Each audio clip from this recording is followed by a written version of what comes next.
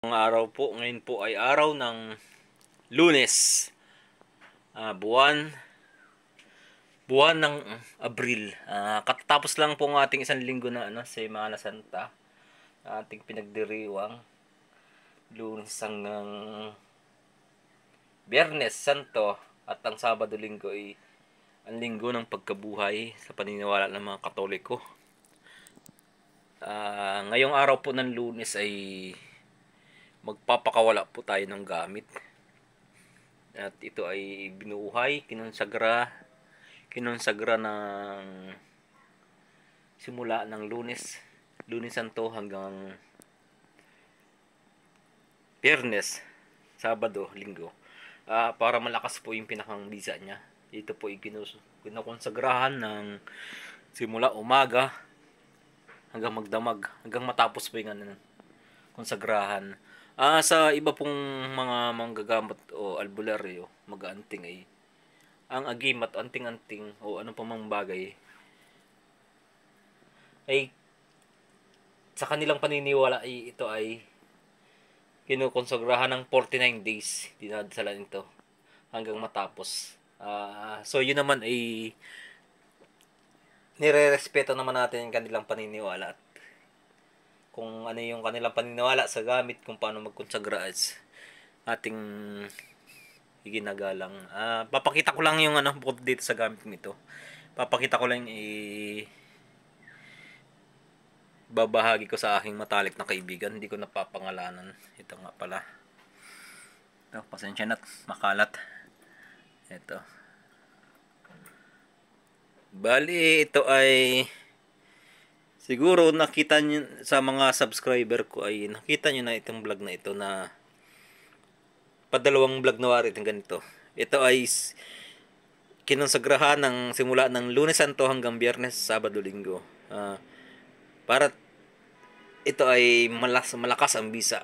At ito naman ay tested na. At bago ko ito ipamahagi sa aking kaibigan, ay tinetesting muna ito sa akin. Hindi ko na ipapakita yung actual ng testingan kasi mahirap naman na mabiolate tayo. Ito nga pala yung yung Roma na baligtad ang talian. Ito. Yan, dumalabo yung kanyang imahe. Nagpapakita siya na buhay ang gamit. Malakas ang aura niya. At ang kabila naman po ay yan, Pamilya Sagrada. Alas ay magpakita ng gamit. Dagdag kapaliwanagan nga lang po, ang gamit pong ito ay tested na sa sa pangangati sa bukal, o yung pwede mo siyang ipanlaban sa pag may laman ang bukal, pag may bantay. Ito yung kadalasang ginagamit namin, yung karaniwang ginagamit namin kasi ito ay pangkalahatan ito Ayan.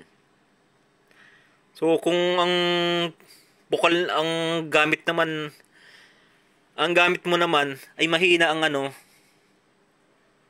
ang konsagra o pag-orasyon, may posibilidad na yung pinakang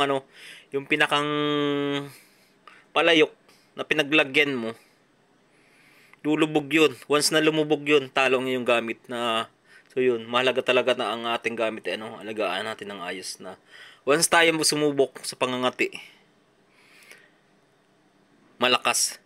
At isa pang karagdagan, pag nga pala tayong mga ngati, yun, yung kailangan hindi lang isang gamit mo. Kasi pag isa lang gamit mo, maaring matalo yung katawan lupa mo. Yun ang bilin sa nakakata sa akin.